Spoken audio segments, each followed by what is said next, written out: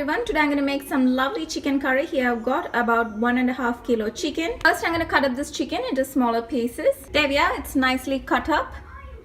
Next I'm going to peel and slice up 2 onions. There we are, so the onions are nicely sliced up. Next I've taken out my mini blender. Into that I've added in a handful of coconut slices, so about 1/4 cup. Then I added in 1 tomato and I'm going to add in about 15 grams of basil leaves into that. Then I added in some green chili, so that depends on how spicy you want it to be. And then I went ahead and added in about 8 to 10 pieces of green mango into that, and I'm going to blend it all up together. I'm also going to add in 1 cup of water in order to help it blend nicely.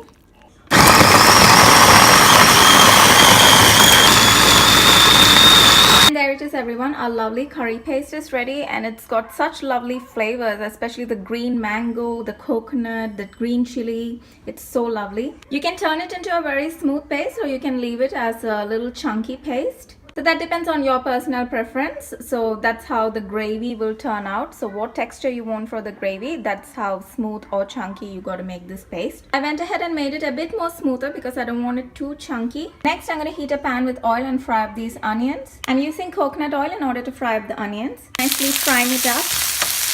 I'm going to season it with some salt. Once the onion turns translucent, I'm going to add in 1 stem curry leaf and give it a good mix.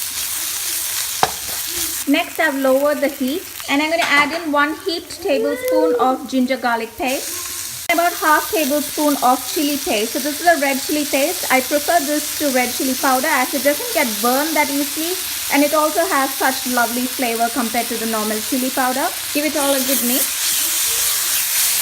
The brand of the chili paste that I used is Priya, P-R-I-Y-A, that's how it's spelled.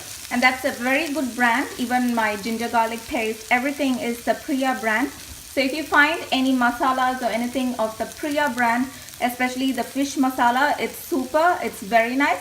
Only thing you got to watch out is it's extra spicy, so you might not have to add in as much, but then the flavors are pretty good. Next I'm going to add in the dry spices. So I've just turned the heat into very low, and I'm going to add in 1 teaspoon of black cracked peppercorns, 1 teaspoon of garam masala, half teaspoon of ground cloves, half teaspoon of cinnamon powder, 1 teaspoon of coriander powder. So you can see that this is one lovely flavorsome chicken curry. Finally, I went ahead and added in half a teaspoon of turmeric, and then I'm going to mix it all well together until the raw taste of the masala goes away.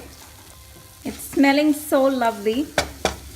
There we are. So now the raw smell has gone away, and I'm going to take it off the heat and leave it aside. Basically all the components are ready. All we got to do is combine everything together. I've taken a large deep pan, poured in some coconut oil. I put off the chicken pieces into that.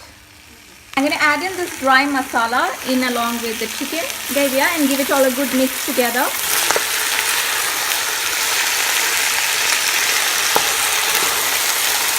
Lovely, isn't it? Look at it sizzling away, mixing it nicely.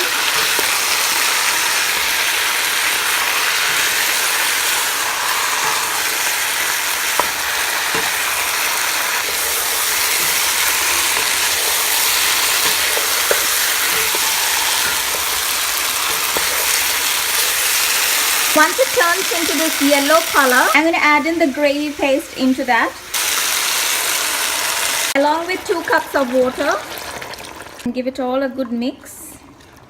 I'm going to cover it up until it cooks up nicely. I purposely added in extra water for the gravy because what I'm going to do is I'm also going to make flavored rice with the gravy. So I'll be taking out some gravy in order to cook the rice as well. I'm just going to cover it up and cook it for about 30 minutes, and it should be nicely cooked. It's been about 15 minutes now, and the chicken is half cooked. The flavors of the chicken have infused in along with the gravy. So what I'm going to do is I'm going to take out 2 cups of gravy, and I'm going to use that 2 cups of gravy in order to cook 1 cup of rice. So here I've got about 1 cup of nicely washed rice. I placed it off into my rice cooker, and then I'm going to take 2 cups of this chicken gravy, put it off into the rice cooker along with the rice.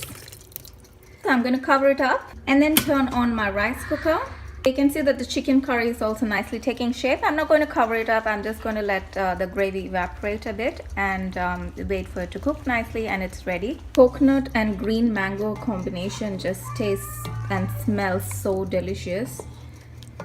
Even the rice that we are cooking up is going to have such lovely flavors. If it's too sour or salty, just free to balance it out by adding in some sugar, honey, or some sweet chili sauce. I've turned the heat back on high, and once I get the gravy to my desired consistency, I can take it off the heat and start plating it up. The gravy's now become nice and thick, and I've got it to my required consistency, so I'm going to take it off the heat and plate it up.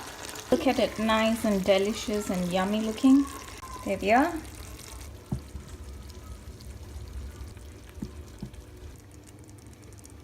So just plating the pieces first, and I'll put the gravy on top. And there it is, a nice warm and steamy chicken curry. It's got that lovely flavors of coconut and green mango. It's showing that my rice is ready, so let's open it and have a look. Steamy, but look at the rice, so lovely and flavorsome. Give it a good mix around. And there it is, everyone. Perfect, very flavorsome. If you want it to be a bit more drier, just put it back and put it on cook for about 5 more minutes, and it should be nice and ready. Kept it for 5 more minutes on cook, and now it's nice and dry. I'm going to plate up the rice. I'd rather have my rice nice and flavorsome. That's the curry leaves and onions, so everything is in there. Nice, hot and steamy. These brown bits are the onions that's caramelized, and there's a curry leaf. And there it is, a lovely flavored rice is also ready and nice and steamy. And apart from that, here it is, everyone, our lovely chicken curry and flavored rice is ready. Enjoy. Bye.